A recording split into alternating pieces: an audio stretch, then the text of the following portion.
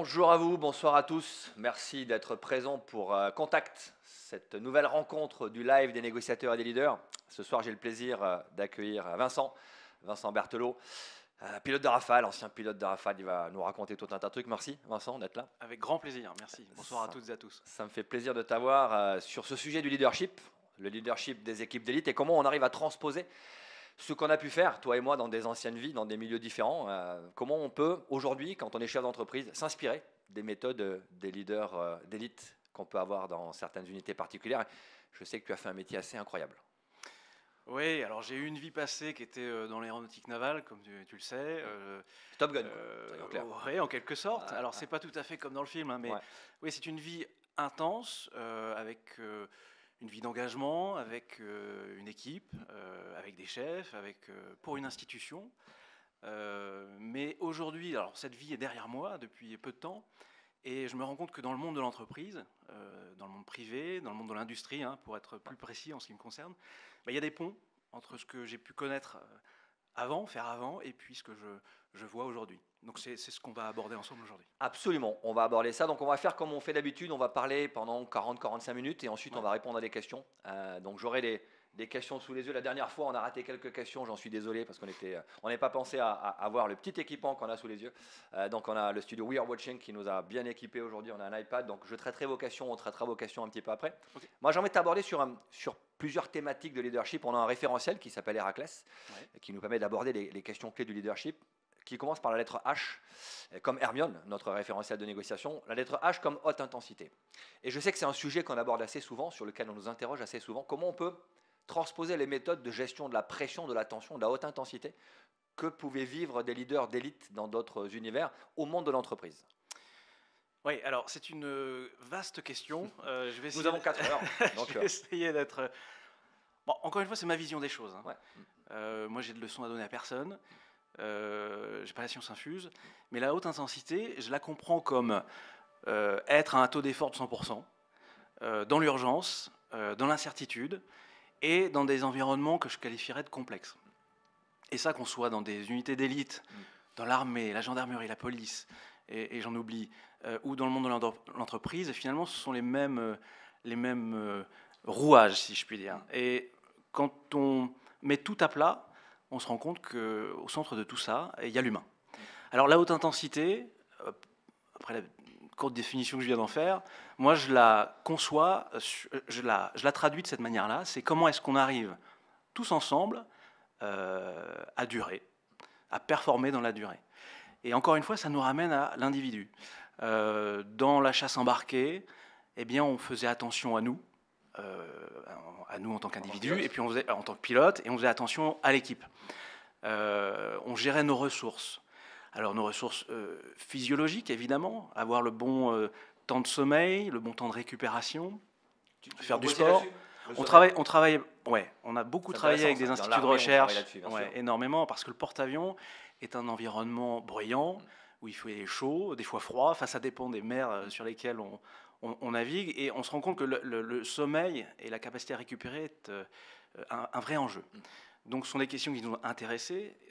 Donc on travaille sur les ressources des gens, et puis il y a un aspect au-delà du physiologique, il y a l'aspect mental, cognitif. Et l'enjeu d'aujourd'hui, et le pont qu'il y a avec l'entreprise est là. Alors le sommeil, c'est aussi une question dans le monde de l'entreprise, mais comment est-ce qu'on gère nos ressources attentionnelles, notre charge cognitive, notre charge psychique?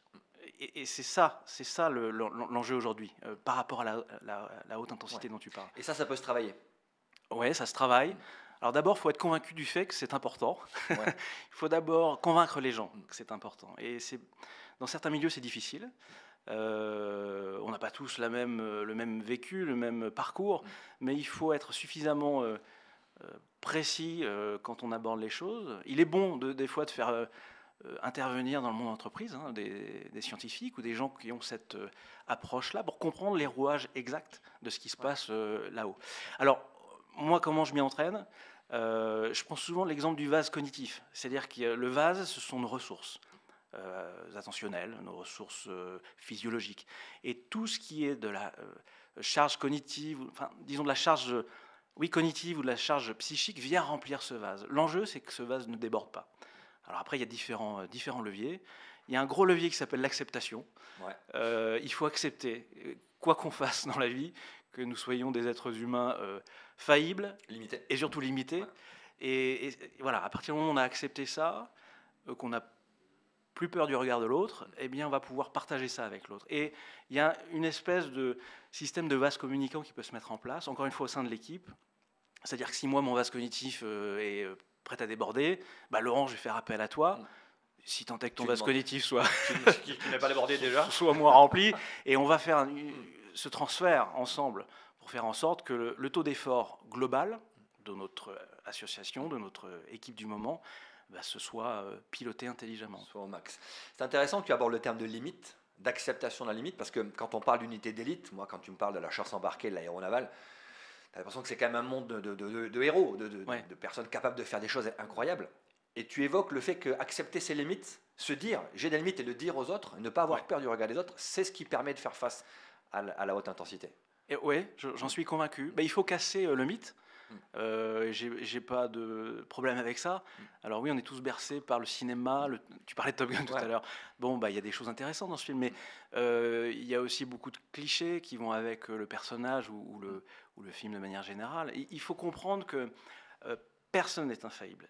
On a tous des limites. Alors oui, la chasse embarquée ou le raid dont tu faisais partie avant nous amène à les découvrir et autant que possible à les repousser. Mais c'est une donnée d'entrée qu'il faut vraiment prendre en compte. Donc ça, c'est des choses qu'on peut aborder en équipe le matin. Je parlais de vase cognitif tout à l'heure. Moi, j'avais aucun scrupule à dire ce avec quoi j'arrivais au travail le matin à mes équipiers. Ouais. Je suis déjà chargé, mon vase est déjà bien plein. Ouais, et ça peut être tout à fait autre chose que le travail qu'on nous demande de faire, ou la mission ou le projet. Ça va à la maison, tu as un souci de santé. Complètement. Et je l'ai vécu, ça, sur le porte-avions par plusieurs mois, jusqu'à 6, 7 mois des fois. Et ben, la vie s'arrête pas de tourner à la maison ou ailleurs, et on est loin des siens. Et donc, je parlais de psychique tout à l'heure. On ne prend pas assez en compte cette dimension-là dans notre rapport à l'autre, dans notre rapport au projet, à la mission de manière générale. Toutes ces pensées, excuse-moi, qui vont être hyper intrusives en plus. Hein. Bien sûr, oui, mais tu leur fais confiance pour leur dire j'ai un truc perso qui va pas, mais je vous le dis parce que ça peut avoir des répercussions sur le travail. Ouais, j'ai toujours considéré que je leur devais ça. C'est-à-dire qu'on va voler ensemble à quelques mètres les uns des autres, après avoir été catapultés du porte-avions. Et la mission est déjà suffisamment compliquée comme ça. Si on n'a pas cette transparence-là entre nous, l'un pour l'autre, on va manquer des étapes cruciales dans notre coopération. Et c'est intéressant parce que les gens qui nous regardent sont pour la plupart des chefs d'entreprise ou des managers d'équipe ou des chefs de projet. Quand tu vois que tu as un collègue qui est pas bien, que son vase cognitif est bien rempli et qu'il n'ose pas le dire, est-ce que tu mets la main sur l'épaule pour dire pas aujourd'hui, pas aujourd'hui, aujourd'hui tu montes pas dans l'avion, aujourd'hui tu pars pas? Ouais, c'est arrivé. Et on l'a fait pour moi aussi. Hein. J'ai eu des chefs bienveillants, c'est le terme à la mode, mais c'est vraiment un joli terme. Un terme consacré. Hein. Bienveillé. Sur des périodes un peu compliquées où on faisait plusieurs vols dans la même journée. Je me rappelle de ce commandant qui m'a mis la main sur l'épaule, comme tu dis, en disant non, toi tu montes pas dans la machine. Ce sera demain, et c'est pas une punition. Hein. Mais pour ton bien à toi et le bien de tous, on va réorganiser l'activité. Et ce qui est important, c'est qu'il faut comprendre qu'on n'est pas irremplaçable. Et il faut s'attacher au fait d'avoir, je dirais, un backup. C'est-à-dire que le jour où on me dit tu ne montes pas dans la machine, ça veut dire qu'on est capable de mettre quelqu'un d'autre à la place. Et nos organisations, je fais le parallèle avec le monde de l'entreprise, doivent un petit peu plus, à mon sens, faire en sorte qu'il y ait cette logique de, alors pas de binôme forcément comme chez les militaires, mais de... le terme backup me plaît bien parce que c'est un truc qu'on voit à la télé, mais voilà, quelqu'un qui sera là pour vous suppléer le jour où il y a un petit coup de moins bien. Tu as un back-to-back, tu as quelqu'un derrière toi qui est là si besoin, et tu es là pour lui également. Exactement. Et c'est intéressant parce que cette notion de charge cognitive, notre capacité à traiter de l'information, c'est un sujet qui est un petit peu à la mode, et on s'aperçoit assez rapidement quand l'enjeu est important, quand l'intensité est perçue comme étant importante, quand tu as un enjeu personnel impliqué, qu'on a une capacité cognitive qui va diminuer. Intéressant de voir que le physique, l'acceptation du regard des autres et l'acceptation des limites, c'est ce qui permet, comme tu le disais, de la travailler et de la faire évoluer. Oui. Est-ce que tu penses que l'engagement dans la mission, le E d'Héraclès, le premier E d'Héraclès, c'est l'engagement, est-ce que tu penses que cet engagement, c'est ce qui permet aussi de transcender un petit peu ces limites, d'aller les chercher? Ouais, l'engagement. Parce qu'on a des gens qui nous regardent, qui ne sauvent pas des vies tous les jours, qui ne Ouais. défendent pas leur pays sur le porte-avions, comme tu as pu le faire. Est-ce que leur capacité à engager, elle permet aussi d'aller titiller ces limites? Franchement, hein, en toute humilité, l'engagement dans la mission, c'est pas le bon angle d'attaque. Je pense que la mission, elle est secondaire. Alors, ça va choquer certains peut-être, mais Non, mais c'est le but. Attention, j'ai un verre d'eau. La tradition, ouais, c'est que je le renverse. j'ai bien compris. Faut que tu saches. Bien compris. Et pour toi, spécialement, c'est de l'eau de mer. J'espère que tu apprécies. Voilà, donc je sais plus ce que je disais. Non, Non, mais l'engagement est secondaire. ouais, je rigole. L'engagement, c'est d'abord faire en sorte, pour le leader, hein, Ouais. de faire en sorte que les équipiers, les collaborateurs, les coopérateurs, appelons les gens qui nous entourent de la façon qu'on veut, mais qu'est-ce qui va leur donner envie de venir au travail le matin? Est-ce que c'est vraiment la mission?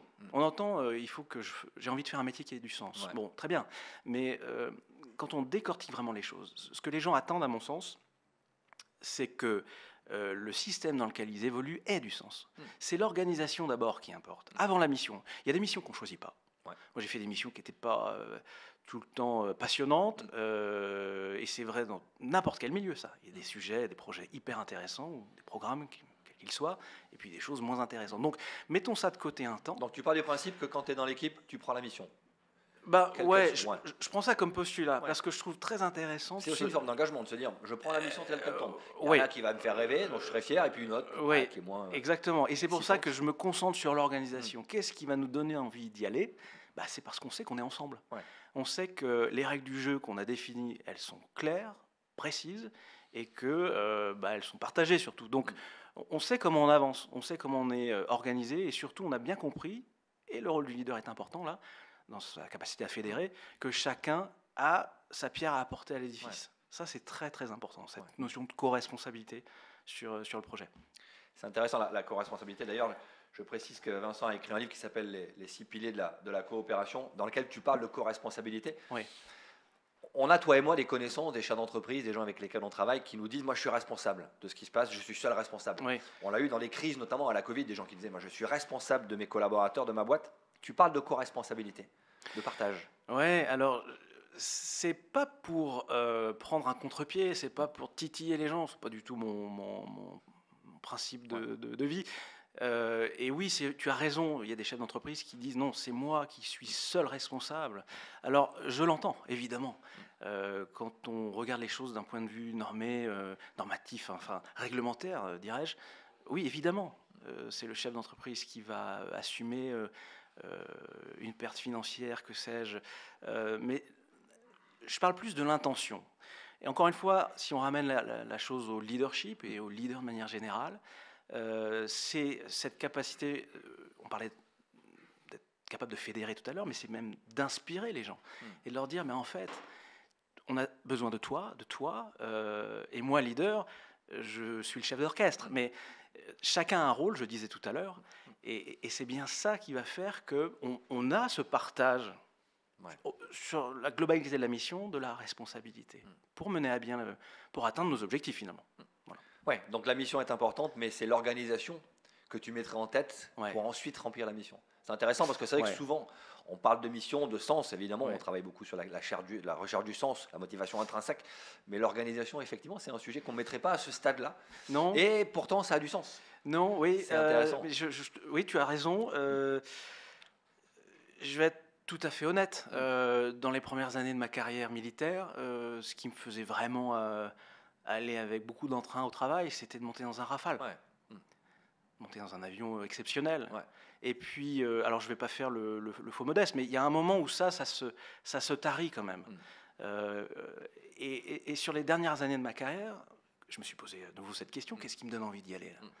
Ben, c'était le groupe que je retrouvais. Ouais. Le groupe que je retrouvais. Donc finalement, peu importe le vecteur, l'avion, peu importe la mission, j'y vais franchement, peu importe la mission, ce qui importait, c'était de retrouver un groupe dans lequel je me sentais bien, dans lequel j'avais ma place, et surtout ce groupe qui était organisé de telle manière que chacun savait ce qu'il avait à faire, tout simplement. C'est intéressant parce que la première fois qu'on s'est rencontrés, je faisais une conférence Oui. vers la Bretagne. Exact. Et tu étais venu me voir à la fin et tu m'avais pas dit que tu étais pilote de chasse. Tu m'as dit, moi je suis militaire, je suis marin, je travaille dans la marine, j'ai une équipe. J'aimerais faire progresser mon équipe sur la confiance, je me rappelle, sur les 5 leviers de confiance. Exact. Et c'était l'équipe que tu avais positionné en premier. Ton enjeu, c'était l'équipe. Ouais. Le fait d'être des pilotes, c'est venu après. C'était intéressant de voir que ta motivation, c'est comment je fais grandir mon équipe. Ça, c'est aussi évidemment le rôle d'un leader, mais dans ton milieu, l'aéronaval, c'est important. C'est marrant que tu rappelles ça parce que alors j'avais oublié le fait que je t'avais pas parlé de pilote, etc. Mais et c'est aussi en ça que tout est transposable. C'est-à-dire que pilote, médecin, personne qui travaille dans l'entreprise, on s'en fiche. On s'en fiche. Le but, c'est secondaire. Oui, c'est secondaire. Ouais. Le but, c'est d'animer tout ça, de créer une ambiance. Alors, je pèse mes mots, hein, l'ambiance au sens d'atmosphère de travail, au sens de climat propice à la coopération, à l'envie d'eux, pour se mettre en ordre de marche. Voilà. Mais oui, la confiance. Alors, la confiance, c'est un sujet que tu maîtrises parfaitement, mais quand on... je parlais de fait de décortiquer tout à l'heure, quand on décortique les choses, on arrive souvent à ce pilier fondamental de la confiance, évidemment. Ouais, c'est le sentiment de sécurité qu'on crée autour de soi dans l'équipe. Et c'est vrai qu'en termes d'engagement, quand tu te sens en sécurité avec ton équipe, tu peux accepter des missions même quand tu sais qu'elles ne sont pas simples ou même quand elles sont moins motivantes, bien sûr. Tu as utilisé le terme de régulation de l'équipe. Intéressant, la régulation. Si tu avais une règle du jeu que tu utilisais dans la marine, que tu as transposée dans le monde de l'entreprise au sein dans laquelle tu travailles aujourd'hui, qu'est-ce que ce serait? Les règles du jeu. Au début, je n'aimais pas ce terme parce que j'avais tendance à dire on ne joue pas. Mais il va très bien. Le terme de règle du jeu, il est compris de toutes et tous. Moi, la règle fondamentale, vraiment la règle chapeau, quoi. C'est la maîtresse de toutes les autres règles, c'est le droit à l'erreur. Alors là encore, les gens pourraient être surpris. Le droit à l'erreur dans un avion supersonique armé jusqu'aux dents, on a l'impression qu'il n'y a pas la place pour les erreurs. Mais en fait, je rappelle qu'on en fait tous des erreurs.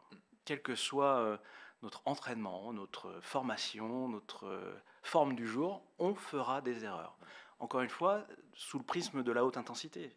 Le taux d'effort est maximal, tout le monde est engagé à 100%, on va faire des erreurs. Il faut en être persuadé. Il ne faut pas avoir trop de conviction dans la vie, mais il faut être au moins persuadé de ça. Si l'individu fait des erreurs, il faut s'organiser de telle manière pour que le groupe n'en fasse pas, ou en tout cas que le groupe lisse les écarts que l'individu commettra. Voilà. Et c'est là où sont les vrais rouages, les vrais enjeux. Donc on en revient au backup, on en revient à la confiance, au fait que si on part tous les deux en mission, tu vas me surveiller et je vais te surveiller. Et puis pas pour contrôler, pour sanctionner, pour juste vérifier qu'il n'y a pas d'erreur commise. Encore une fois, cette notion de suppléance, de backup, je suis là pour toi, tu es là pour moi. Mais la notion de... Souvent on dit, dans l'armée notamment, on m'a rappelé quand j'ai fait mon service militaire, et je suis assez vieux pour avoir fait le service militaire, on m'a rappelé que la confiance n'excluait pas le contrôle. Et parfois on dit, mais si on contrôle, c'est qu'on ne fait pas confiance. Ça peut être aussi du contrôle pour vérifier juste qu'il n'y a pas eu d'erreur qui a été commise. Il faut avoir confiance dans le fait que le contrôle est là pour détecter les erreurs potentielles. Donc il faut accepter ça. On parlait d'acceptation. Acceptons le fait que potentiellement il y a des erreurs. Donc on le veut, ce contrôle d'une tierce personne. On le veut. Il faut croiser les regards. Il faut une vision croisée sur les choses. Sinon, on a beau être le plus fort du monde, le meilleur pilote maverick, ou le chef d'entreprise qui a tout réussi, un jour, on va passer à côté de quelque chose. Et on sera très content qu'il y ait un autre regard. Oui, c'est ça. Progresser, c'est changer. Si tu ne fais pas l'erreur, tu progresses pas vite. Exactement. Après, ce droit à l'erreur, effectivement, il faut l'encadrer. Il y a une règle qu'on utilise, qu'on a transposée dans le monde de l'entreprise, tu le sais, c'est le droit à l'erreur non intentionnelle. Si l'erreur est non intentionnelle, commise une seule fois, rapportée tout de suite et qu'elle ne touche pas aux fautes professionnelles, que ce n'est pas une faute professionnelle, effectivement, ce n'est pas sanctionné et c'est un apprentissage. Olivier Michelon, qui travaille chez Airbus Hélicoptère, m'a dit une phrase un jour que je répète souvent, Dare to fail, but fail fast. Osez vous tromper. Par contre, faites-le rapidement. Prévenez si vous vous êtes planté et on s'adapte. Et je pense qu'en termes de coprotection, quand un collaborateur te remonte son erreur, ça devient ton erreur en tant que leader. Oui, il y a un vrai partage. Et tu protèges. Et tu assures que ça ne redescende pas plus bas. Je suis informé, je suis le leader, j'ai géré. Si vous devez sanctionner, c'est moi. C'est pas en dessous. Oui, je suis d'accord avec ça. L'erreur, pour moi, par définition, elle est involontaire. Sinon, on parle plutôt d'indiscipline. ou de violation, enfin que sais-je, peu importe. Ouais. Mais ce que je trouve intéressant, c'est effectivement on parlait de vase cognitif tout à l'heure, cette capacité à être lucide sur les choses qu'on fait ou qu'on fait moins bien, qu'on fait bien ou qu'on fait moins bien, c'est important. Et le corollaire, c'est que si je détecte un écart, une erreur, eh ben de le faire remonter, de la partager rapidement. Donc ce devoir, on appelle ça rendre compte dans les armées, mais Rendre compte est un acte de combat. ouais, le terme plaît moins dans le monde de l'entreprise, mais c'est cette capacité, le reporting, c'est cette capacité à faire remonter l'info. Et ça, c'est primordial. Il faut que l'organisation permette ça. Ouais, oui. Tu vas pas te prendre une cartouche parce que tu remontes une erreur que tu as commise, sinon tu le feras qu'une fois. Et c'est là que le bas blesse souvent. C'est-à-dire que l'organisation n'est pas convaincue de ça, ou en tout cas n'a pas mis en place les bons moyens pour faire remonter ça. Alors, il y a plein de façons de le faire. Hein. On avait même créé, nous, dans ma flottille, à une époque, la boîte où on pouvait mettre ce qu'on voulait dedans pour partager sans forcément... On était tout à fait libre dans la forme, hein, sans forcément mettre qui avait fait quoi, mais dire, voilà, j'ai vu un truc qui m'a paru bizarre, je le partage comme ça. Bon. Mais c'est le principe de l'Air Safety Report. Que tu fais quand tu pilotes, tu fais une erreur, tu fais ton petit rapport et tu dis, les gars, je me suis planté. C'est ça. T'as commis des erreurs dans ta carrière, t'as eu des moments où c'était compliqué. Je peux pas te dire non maintenant qu'on a dit tout ça. Non, jamais, moi, des erreurs, j'en ai faites toute ma carrière. Non, si, bien sûr, je peux en raconter. Je vais juste choisir la bonne. Quand j'étais jeune pilote, alors les pilotes de l'aéronautique navale, hein, très brièvement, les pilotes de chasse de l'aéronautique navale sont formés en France et aux États-Unis. Voilà, donc on est à une période où moi je rentre breveté de l'US Navy. On n'est plus que 2 dans la promotion, donc voilà. T'as les lunettes de soleil qui vont avec. J'ai les lunettes de soleil, j'ai le blouson. On a un parcours très sélectif, on n'est plus que 2, mais ça se passe bien. Donc notre hiérarchie nous fait extrêmement confiance. On est encore stagiaire, pilote. On arrive sur, alors non pas Rafale à l'époque. Tu peux te faire sortir. Oui, sans mauvais jeu de mots, on est toujours sur un siège éjectable pendant une dizaine d'années avant de devenir chef de patrouille. Mais les règles du jeu sont données très tôt, donc on vit avec, on accepte ça, on fait avec. Mais comme ça se passe très bien, notre hiérarchie, à mon camarade et moi, nous dit normalement la formation est faite en Bretagne, en France, pour vous les stagiaires, mais comme ça se passe bien, encore une fois, on va la terminer, votre formation, sur le porte-avions Charles de Gaulle qui rentre de mission opérationnelle. Alors c'était une vraie confiance. Donc on est sur les premiers appontages, les premières missions depuis le bord, on était en Afrique à ce moment-là. Et je pars sur une deuxième mission dans la journée. Alors normalement les stagiaires volent une fois par jour, c'est déjà un bon rythme par rapport à la capacité d'assimilation, mais je vole une deuxième fois parce qu'il y a une réorganisation, on veut optimiser les choses. C'est une qualité, des fois c'est un défaut. Vous allez comprendre pourquoi. Et je pars sur cette deuxième mission. Ce jour-là, je vais être victime de ce qu'on appelle un malaise hyperthermique. Donc il fait très chaud, on est en Afrique, dans le super-étendard, il n'y a pas de clim. Deuxième vol de la journée, du stress, jeune stagiaire, déshydratation avancée, etc., etc. Mauvaise connaissance de moi, de soi de manière générale. Je ne me suis pas assez hydraté entre les 2 vols, etc. Bon, je me retrouve dans une situation de détresse à un moment dans l'avion, au bout de 45 minutes de vol. Et alors, vous qui nous écoutez, ou toi Laurent, mettez-vous à ma place le temps de l'histoire. On est dans un super-étendard modernisé, numéro 2 d'une patrouille légère, en très basse altitude, sur le territoire à Djibouti. Et là, comme sur la télé autrefois, là, c'est la neige, quoi. Et tu as la vision qui commence à réduire. Tu le sens venir ou tu comprends pas ce qui se passe, mais tu sens que ça va pas, quoi. Qu'est-ce que tu aurais fait, toi Franchement, je m'éjecte. Toi, tu t'éjectes, ok. Bon, je sais pas ce que vous auriez fait, vous qui nous écoutez, mais le bon sens, parce que c'est vraiment, on est sur du bon sens, aurait été de dire au leader de 2, je sais pas ce qui se passe, parce que j'arrivais pas à mettre des mots sur ce qui était en train de se passer. C'est la première fois que je vivais ça, un coup de chaleur terrible. Personne t'avait dit ça peut arriver? Si, mais c'est toujours pareil. On entend les choses, on les a pas vécues, donc oui, il y a ce petit côté-là aussi. Et puis 26 ans, invulnérable. Grosse erreur, postulat erroné. Mais on vit un peu avec ça. Ce côté, il faut être fort, il faut être... à cette époque, on veut pas faire d'erreur, on veut montrer le meilleur de nous-mêmes. On nous a fait confiance, on veut rendre l'appareil, expliquer aux gens que bah oui, vous avez bien fait de nous faire confiance, regardez. Ouais. Deuxième mission de la journée, il est là le gars. À ce jour-là, je ne suis pas du tout là et j'arrive pas à annoncer ce qui se passe. Et je décide de dire, bah, je vais au bout, je dis rien, on verra ce qui se passe. Mauvais Pas choix, décevoir. très mauvais choix, ne pas décevoir. Finalement, c'est le leader qui s'en rend compte. Parce que je commence à faire n'importe quoi derrière. et on monte très vite vers la haute altitude, on essaie de retrouver de l'air plus frais, disons, Ouais. plus froid, et c'est trop tard. Le malaise hyperthermique, il y a un moment, si tu veux, le corps n'est plus capable de réguler, Ouais. et la température ne fait que monter. Donc, déroutement sur la piste d'Ambouli à Djibouti, évidemment pas d'appontage. Mais moi, j'étais parti pour apponter en plus, Ouais. plus du tout lucide. Une semaine d'hospitalisation. Donc je pose l'avion, je m'évanouis. Hein. Je suis allé quand même jusqu'au bout. Je me suis évanoui. Les pompiers m'ont raconté la fin de l'histoire. Mais une semaine d'hospitalisation, je croyais que c'était fini pour moi. Que ma carrière se terminait là, à cet instant. Parce que j'ai eu une semaine à l'hôpital pour refaire le match, comme on dit. Et je me suis dit, j'ai enfreint une loi, mais séculaire. C'est-à-dire que je n'ai pas parlé. Je n'ai pas rendu compte. Comment on peut faire confiance à quelqu'un qui ne dit pas ce qui se passe. On en parlait tout de suite. Je n'ai jamais eu autant envie de faire ce boulot-là qu'après cet événement-là. Parce qu'en fait, et pour refaire le lien avec le leadership, les leaders de l'époque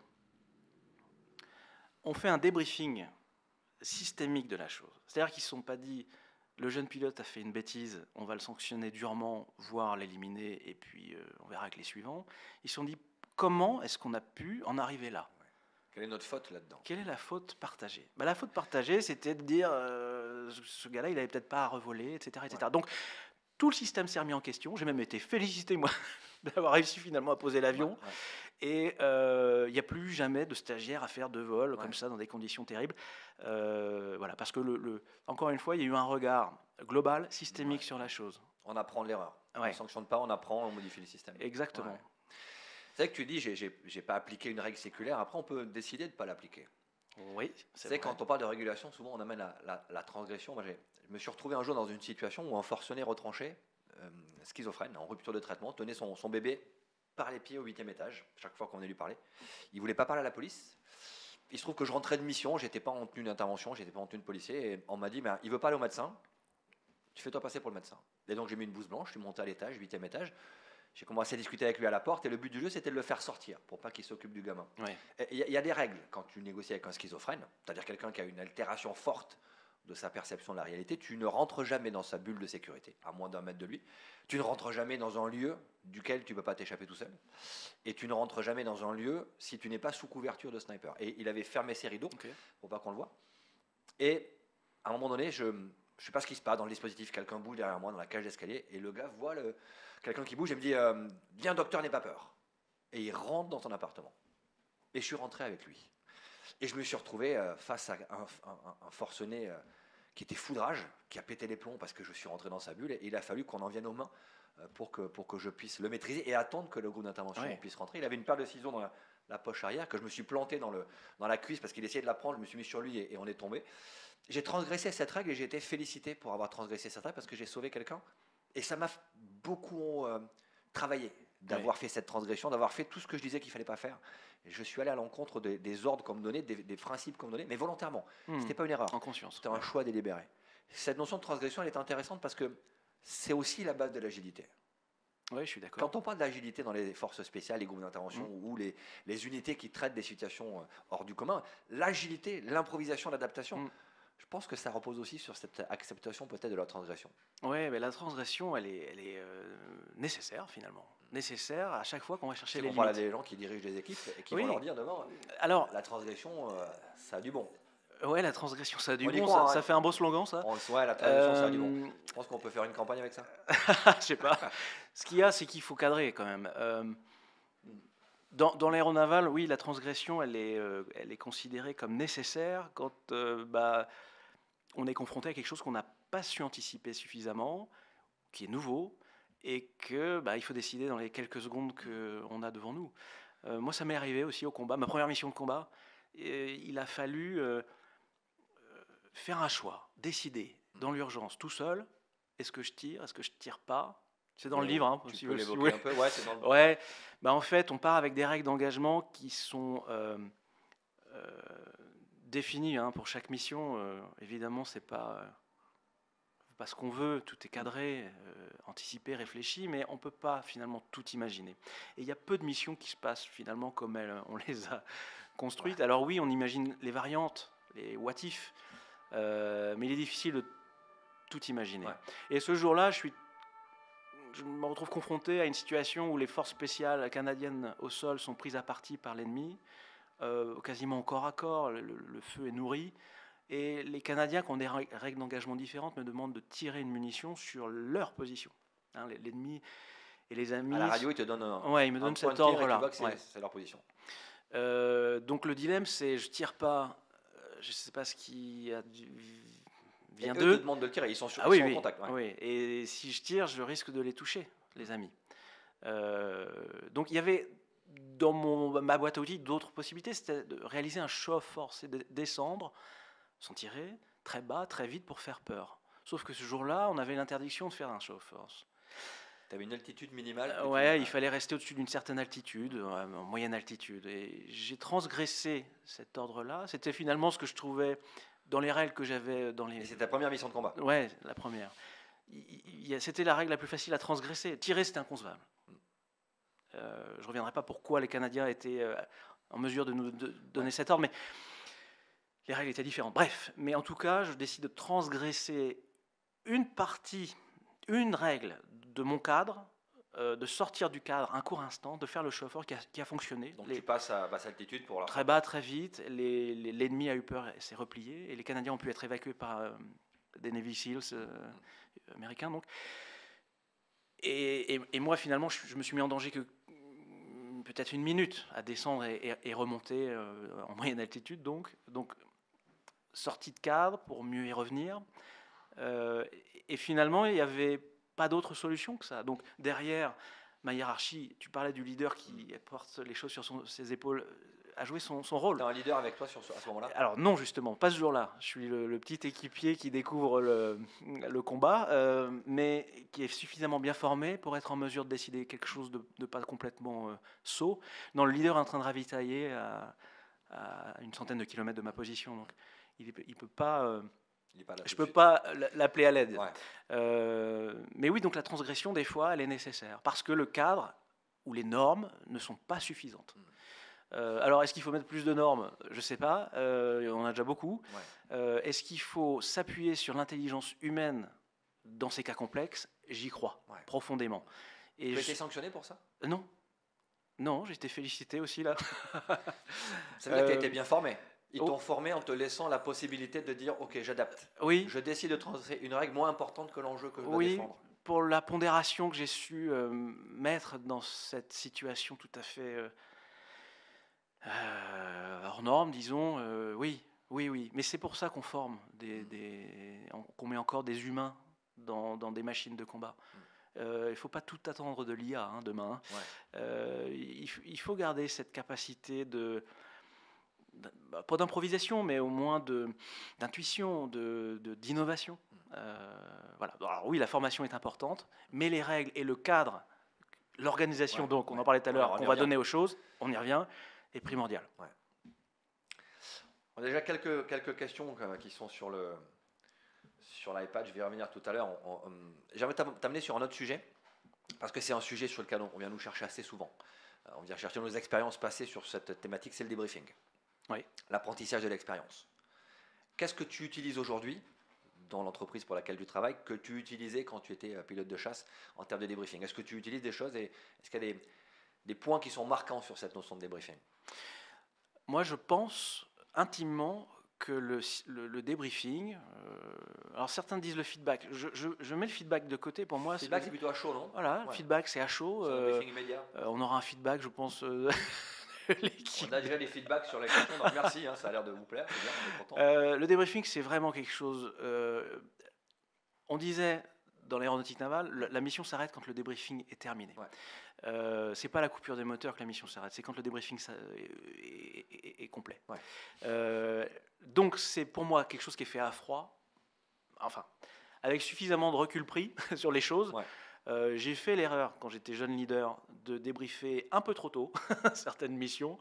C'est-à-dire, Un c'était peu, pas mûr. un peu à la sortie de l'avion, quoi. Ouais. Une mission d'instruction qui s'est pas bien passée, avec À toi en tant que leader. oui, moi en Ouais. tant que leader, ouais. Ouais. J'avais un tempérament un peu fougueux, un peu sanguin. Donc j'ai vite compris qu'il fallait que je dompte ça, et le débriefing, c'était forcément pas à la sortie de l'avion. Donc c'est plutôt à froid, et c'est très méthodique. C'est-à-dire que ça doit être très factuel d'abord. C'est pas un tribunal. Alors c'est pas un tribunal, hein, Mm. mais il faut faire l'effort de... Chacun a sa propre vérité des choses. Alors l'avantage dans des avions modernes comme le Rafale, c'est que tout est enregistré. Donc ça force à l'humilité. Non, j'ai pas fait ça. Ah, si, je ça, crois. ça force à l'humilité, et donc Ouais. ça favorise La à transparence, elle la est évidente. mise en commun de tout ce qui a été fait, ou bien fait, mal fait, et à ce regard finalement à niveau, le leader et ses équipiers sur la mission. Et donc à partir de là, à partir du moment où, de manière chronologique ou pas, ça peut être en fonction de thématique, on a les faits, on peut travailler sur cette matière-là. Ouais. Je pense qu'il faut débriefer les succès et les échecs. Hein. Mais des succès ou des échecs, il faut trouver la cause racine. Qu'est-ce qui a fait que demain on fera la même chose parce que ça marche? Qu'est-ce qui a fait que ça n'a pas marché et pourquoi? Et là, il faut comprendre les axes d'effort, hein, après avoir tiré les enseignements. Et derrière, parce que le débriefing, c'est une chose. Si on s'est mis d'accord, on a fait une mission ensemble, on s'est mis d'accord sur ce qui a marché ou pas marché, on en est tout à fait content. Ouais. Mais il faut le partager derrière. Ouais. Et ça, c'est la boucle bouclée. Le REX. Le REX, le Retour RETEX, d'expérience. le retour d'expérience. C'est qu'est-ce qui mérite finalement tout ce travail du débriefing, hein. Quels sont les 3 axes qu'on a sortis pour le reste de l'équipe, qui n'a pas fait cette mission-là, mais qui demain fera un truc qui ressemble. Ouais. Et qu'est-ce que nous, on peut leur apporter pour qu'ils soient plus forts demain? Et ça, c'est fondamental. Et aujourd'hui, les gens débriefent en entreprise. Alors des fois à chaud, c'est plus un côté feedback, parce que finalement le débriefing, nous on utilisait des canevas très, très stricts, très méthodiques, hein, disciplinés, militaires, quoi. Ouais. Mais c'est transposable, encore une fois. Ouais. C'est dans le livre aussi, hein, si certaines personnes veulent l'utiliser. Mais Oui, c'est vrai que tu mets beaucoup d'outils à disposition dans ton livre. J'essaie. Très transposable. J'essaie, ouais. C'est généreux de J'ai ta essayé, part en parce tout que cas. ça va. Le but du jeu, c'est que ça serve. C'est pas de raconter des histoires, c'est que ces histoires inspirent et Oui, servent. oui, Ouais. c'est pas ma vie, mon œuvre. C'est humblement quels sont les outils qui me servent encore. Et surtout, cette capacité à garder un historique de ça.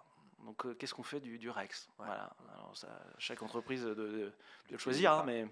Nous, on a débriefé le premier live, et c'est pour ça que nous avions ça, au cas où. Ça a été mis à portée de main. Donc, vous voyez qu'on a aussi débriefé le fait de mettre les verres un petit peu plus loin. Les gens qui n'ont pas vu le premier live, ils vont se poser des questions. Vous allez vous poser la question, vous irez voir sur notre chaîne YouTube, vous allez voir le premier live, vous comprendrez pourquoi on a un rouleau de sopalin sous cette table. Mais c'est vrai qu'on a des questions qui commencent à apparaître. La question notamment, comment peut-on cadrer la transgression? Et moi, la transgression que j'ai faite sur ce schizophrène, j'en ai fait d'autres. Hein. Je ne dirais pas que j'étais un spécialiste de la transgression, mais je disais de l'adaptation des règles. Aujourd'hui, au sein de l'équipe TTA, on a une règle qui est la TAN, la transgression absolument nécessaire. Si pour atteindre l'objectif qu'on s'est fixé, on a essayé tout ce qui était prévu dans les process et ça ne fonctionne pas, on a le droit de transgresser la règle si c'est ultra ponctuel, rapporté tout de suite, et si ça ne touche pas aux valeurs, si ça ne met pas en cause des valeurs. Ouais. Donc c'est vrai que ce cadre, la liberté qu'on peut avoir dans le cadre, c'est intéressant aussi de s'interroger sur les entreprises. Est-ce que vous, en tant que leader, et là je regarde les personnes qui sont derrière les écrans, est-ce que vous autorisez la transgression de vos équipes? Parce que je pense encore une fois que c'est ce qui leur donne confiance. Je peux m'adapter, je peux oser me planter, le droit à l'erreur, je peux oser sortir de la règle. Je pense que c'est un facteur important. Dans un monde incertain et qui bouge vite, c'est important de savoir le faire. Complètement.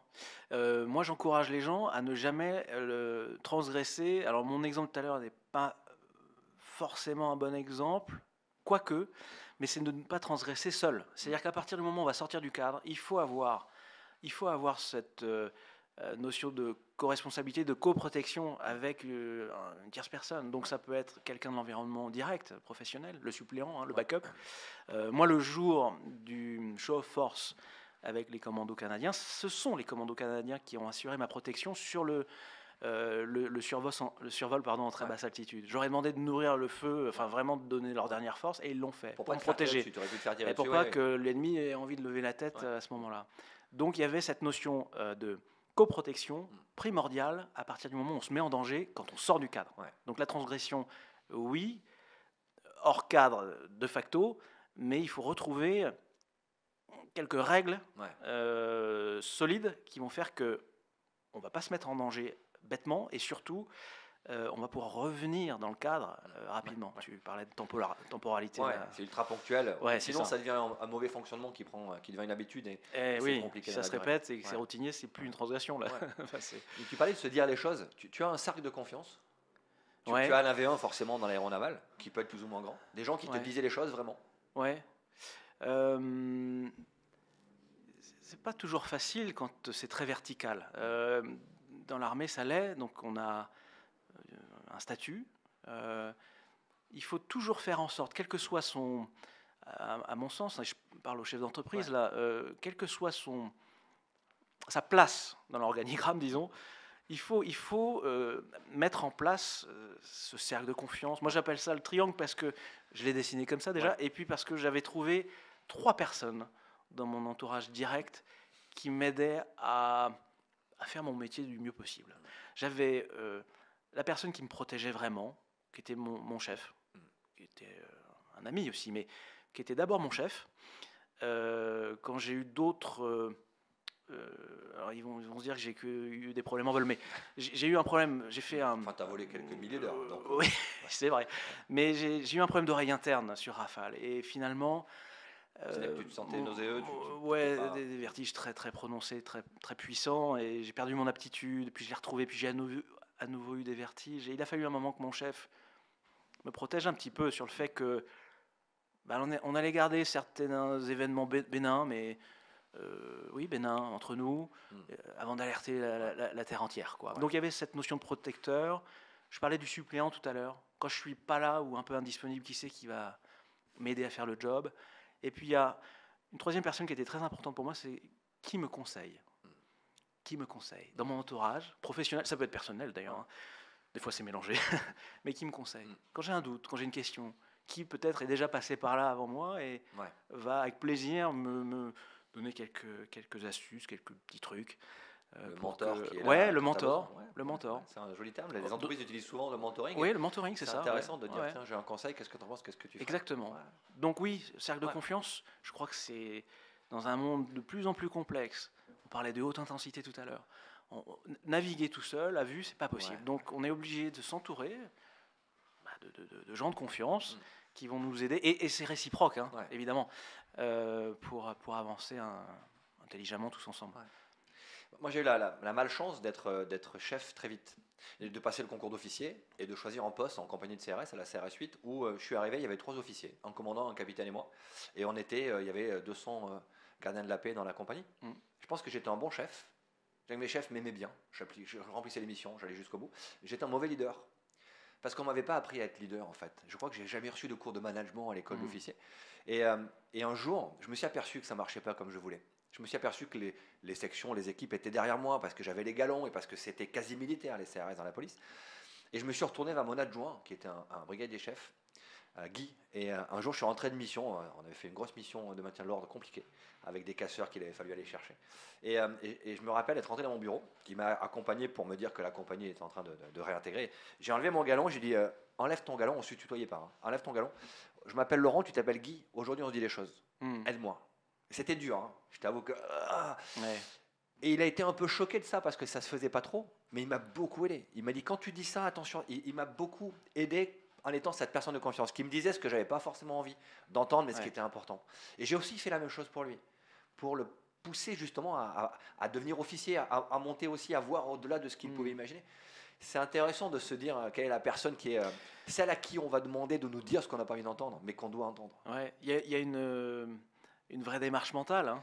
Il faut passer cette bosse ou ce cap. On a l'impression de se mettre un peu à nu, mais il faut aller chercher. Si vraiment on veut s'améliorer, performer dans la durée, on est obligé à un moment de se livrer de cette manière-là. Alors oui, il faut choisir les bonnes personnes. C'est de la vulnérabilité. Une forme de vulnérabilité, c'est vrai, mais il y a beaucoup à gagner. Être le chef dans sa tour d'ivoire, ne plus aller sur le terrain, c'est dangereux. C'est dangereux. On est un peu décroché. Il y a une phrase qui dit « le gratin se détache des nouilles ». Et là, c'est compliqué. Voilà. Donc, nous avons la chance d'avoir du gratin derrière les écrans. On est tous un peu la nouille de quelqu'un. On va passer aux questions. Je fais attention au temps parce que Merci pour tes échanges déjà très authentiques, mais ça, je Avec sais que plaisir. tu es comme ça. Est-ce que le projet collectif porte la mission individuelle? Question de Pierre-Olivier. Alors la mission individuelle, faut la Peut-être la définir. contribution à la mission. Est-ce que la mission collective permet aux contributions individuelles d'adhérer à une vision commune? Parce que souvent, quand on interroge les gens sur leur mission, d'ailleurs, je ne sais Ouais. pas si vous le faites dans vos organisations, mais posez la question à vos équipes, à vos services, quelle est votre mission? Souvent, on nous exprime la contribution qu'on a à la mission, pas forcément à la mission finale. Ouais. Il y a un vrai enjeu, effectivement, c'est de définir la mission pour laquelle tout le monde œuvre. Ouais. Ça, c'est le rôle du chef, c'est le rôle du leader, c'est le rôle de celui qu'on a mis à la tête du groupe ce jour-là. Expliquer, traduire presque ouais, traduire, on disait traduire le task dans l'aéro, c'est-à-dire que les ordres tombent, l'amiral a un souhait stratégique, un souhait plus qu'un souhait d'ailleurs, des directives stratégiques sur le moment qu'on décline en mission tactique. Il y a quand même un moment où en groupe, ensemble, avec le leader en chef d'orchestre, on se réunit autour de la table et ensemble, encore une fois, on traduit ce qui nous est donné en termes opérationnels, quoi. Tu passes de la vision à la mission. C'est ça. Donc je ne sais pas si ça répond à la question, mais il y a d'abord cet exercice de Pierre-Olivier, je ne sais pas si ça répond à ta question. mise à plat, Disons que oui. Moi, je pense que ça répond très bien. de l'ordre reçu, alors l'ordre du projet ou de l'orientation donnée par le chef, et cette traduction partagée. Tout le monde doit pouvoir avoir la parole, ça c'est important. Ouais. Moi j'ai vécu au début de ma carrière des trucs, des brainstorming où le chef parlait et puis les jeunes écoutaient, apprenaient en observant, mais participaient peu. Ouais. C'est pas très productif ça. Quand on arrive à donner à chacun, même au nouveau, celui qui vient d'arriver, le droit à la parole, on arrive à traduire ce que je viens d'évoquer. Donc à donner du sens à la globalité de la chose et donc in fine, une fois que les tâches sont distribuées, à cette petite pierre qu'on va amener chacun à ce joli édifice. Ouais. On a une question sur, n'est-ce pas par essence une fonction un peu solitaire que celle de leader ou de chef d'entreprise? Est-ce qu'on n'est pas un peu tout seul quand on est leader? Ouais, il y a un moment où on se sent seul, c'est sûr, parce qu'on est regardé, observé, jugé parfois. On attend beaucoup du leader. Que va-t-il dire? Donc, évidemment, il y a ce côté descendant. Mais charge au leader d'ouvrir grand les bras et d'embrasser suffisamment largement les choses pour que on retrouve cette notion de co-responsabilité dont je te parlais tout à l'heure et le fait de fédérer le groupe, de créer le groupe, pour que, in fine, parce que subsidiarité, parce que délégation, parce que confiance, on arrive à faire un pas de côté ou un pas en arrière pour que le groupe prenne à bras-le-corps la mission. Après, c'est avec la solitude, moi je l'ai vu souvent dans la prise de décision. Souvent, la décision collective où tu essaies d'amener tout le monde, tu recherches le consensus, tu vides un peu la décision de son sens, tu perds un peu l'intérêt de faire un choix. Le leader, à certains moments, doit faire des choix. La décision de transgresser, par exemple, tu es un peu tout seul dans cet engagement. C'est vrai. Moi, je l'ai plus vécu quand j'étais commandant d'unité. C'est-à-dire qu'en tant que chef de patrouille, des fois des patrouilles avec beaucoup d'avions, on arrivait quand même à avoir cette vision partagée, ce sens du... On va faire ça ensemble. Évidemment que le chef de patrouille, à un moment, c'est lui qui dit on y va, on fait demi-tour. Ou, voilà. Donc c'est une décision, c'est vrai. Mais on parle de solitude du commandement dans les armées. C'est vrai que je l'ai vécu quand les choix sont difficiles à faire. Et puis finalement, on est un peu payé pour ça quand même.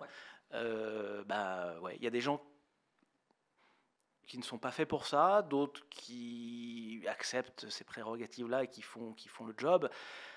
C'est un peu une aventure personnelle aussi. Mais oui, il y a quand même un moment où on peut se sentir un peu seul. Mais moi, j'ai toujours fait l'effort, on parlait du cercle de confiance tout à l'heure, quand j'avais un vrai doute et que j'avais le temps, d'aller chercher auprès de mes gens de confiance, d'aller chercher un conseil ou une autre vision, un autre regard. Ça ne m'empêchait pas de décider moi tout seul à la fin, mais voilà, ça renforçait mes choix en tout cas. On a une question intéressante sur la détection des profils. Comment on peut détecter les profils qui risquent de transgresser? Euh, À quel moment on peut sentir qu'il y a un truc? On parle souvent dans nos formations des opérateurs encadrés qui n'aiment pas prendre de risques ni même ouais, de décisions ou d'initiatives, et des opérateurs autonomes ouais. qui sont capables d'avoir une partie de la délégation. Et parmi ces opérateurs autonomes, le défaut, c'est souvent la transgression non conforme, la Hmm. transgression qui n'est pas dans les règles Ouais, la de la transgression. violation, ouais. Je transgresse parce que ça permet d'exister, je transgresse pour montrer que je suis capable de le faire. Alors, il y a des trucs qui permettent de détecter, tu as déjà Ben, vu ça? on est obligé de mettre les gens dans des situations où la transgression est dans l'équation. Ouais. Donc ça veut dire qu'il faut un environnement complexe, il faut que ça soit intense, il faut que ça soit aux limites. Voilà. Donc c'est comme ça que l'entraînement est fait dans Ouais. l'aéronautique navale. C'est-à-dire que l'entraînement est très difficile, très sélectif pour le coup, mais parce qu'on veut jauger les gens et leur faire apprendre à se connaître. Ouais. Parce que c'est ça, in fine, qui est très important.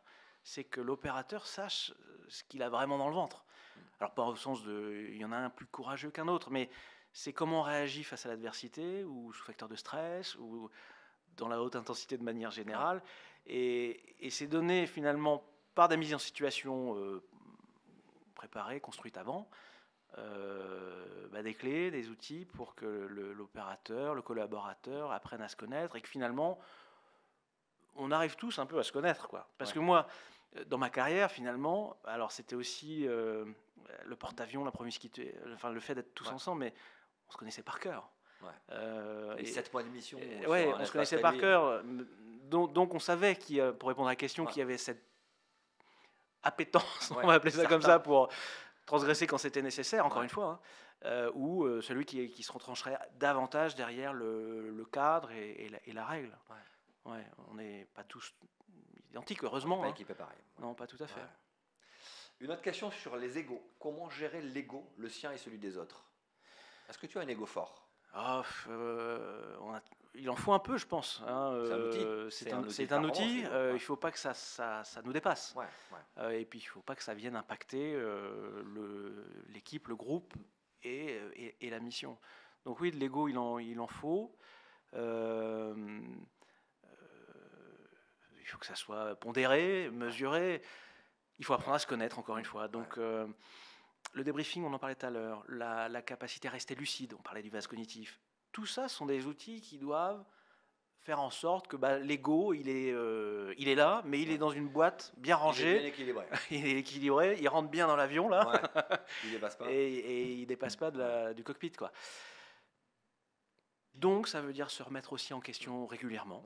Faut pas tout regarder tout le temps. Ça devient.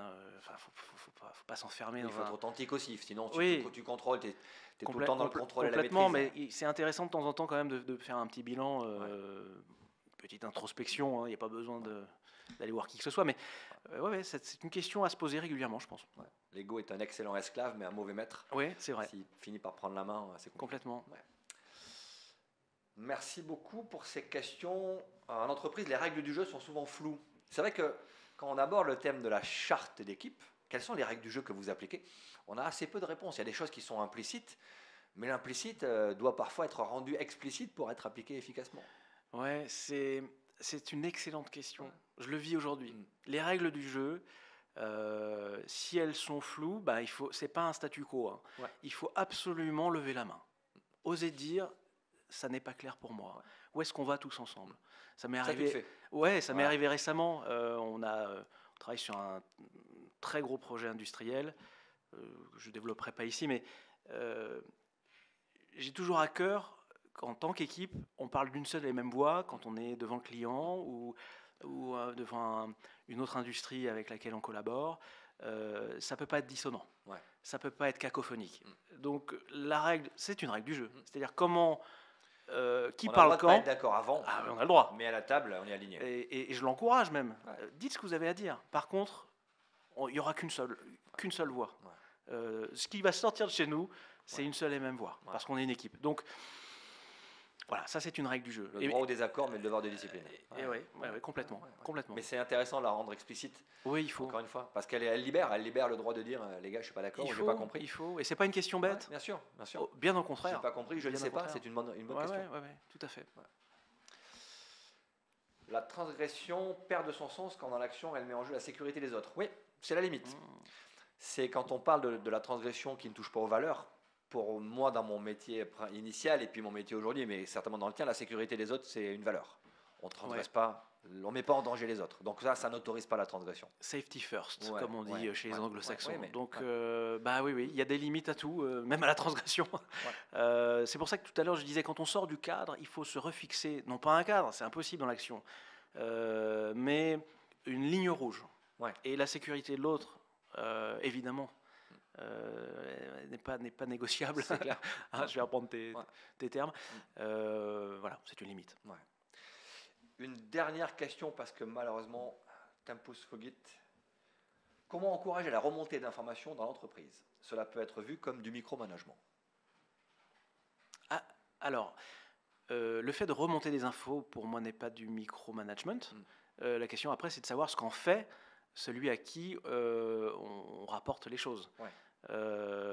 Donc, finalement, si on reprend les choses dans le bon ordre, à mon sens, c'est d'abord descendant. C'est-à-dire que c'est d'abord à l'encadrement, au cadre dirigeant, au manager, de poser ces règles-là et d'inciter d'une manière ou d'une autre. Ça peut être dit de manière complètement informelle, ça peut être fait au cours d'une réunion de service. Ouais. Peu importe, chacun trouve la forme qu'il veut donner aux choses, mais c'est d'abord descendant au sens où le manager doit inciter habilement à ce que ses collaborateurs aient ce goût pour l'info transmise et qui remonte. Après, c'est comment c'est géré au-dessus et qu'est-ce qui redescend. Oui.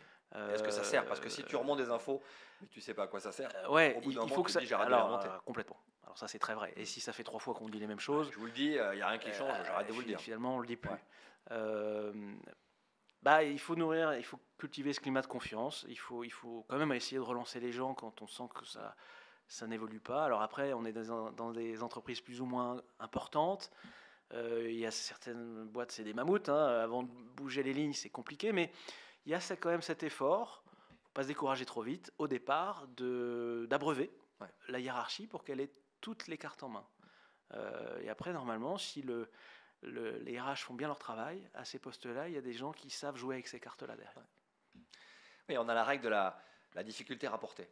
Dès lors que quelqu'un rencontre une difficulté, il doit remonter l'information dès qu'il le peut, avant que ça n'entrave la conduite de la mission. Et c'est aussi une remontée d'infos. Vous avez une difficulté, dites-le très vite, on va venir vous aider. Parce que sinon, une fois que ce sera enquisté et qu'on ne pourra plus revenir à l'arrière, c'est vrai. C'est pas rattrapable. Moi, j'aime bien quand même que, et c'est ce que je faisais avec les gens que j'avais sous mes ordres à l'époque et mes collaborateurs aujourd'hui, c'est de dire, vous faites remonter un problème, arrivez avec une idée, une solution. On va tous y gagner du temps. Qui et puis finalement, propose. Exactement, et ce sera peut-être la bonne solution en plus. Alors on n'a pas toujours la vision globale, mais avoir déjà des idées à mettre sur la table, à partager, ça lance la dynamique. Et je pense que ça répond à la question précédente, c'est-à-dire qu'un problème, une solution, ça crée un échange et potentiellement une solution. Ouais. On finira sur une très belle citation que nous envoie David de Lao Tse. Un leader est plus efficace quand les gens savent à peine qu'il existe, quand son travail est fait, son but accompli. Ses troupes pensent qu'elles l'ont fait elles-mêmes. Je crois que ça... C'est difficile de parler derrière ça. Ouais, derrière Lao Tse, on ne va pas forcément dérouler. Mais c'est vrai que moi, je suis d'accord. Le leader, pareil, je vote pour. Le leader transparent qui permet de faire grandir ses équipes, effectivement, c'est important. Ouais. Merci beaucoup, Vincent, de ton authenticité et de ton partage. Je vous rappelle, Les 6 piliers de la coopération, un super bouquin, vraiment. Il est efficace, synthétique, avec des vrais outils. Et puis, tu racontes quelques histoires qui sont aussi très, très riches d'enseignements. Merci beaucoup de ta présence. Merci de votre participation à ce 2e événement Contact, la communauté des leaders et des négociateurs. À la prochaine fois pour notre 3e rencontre.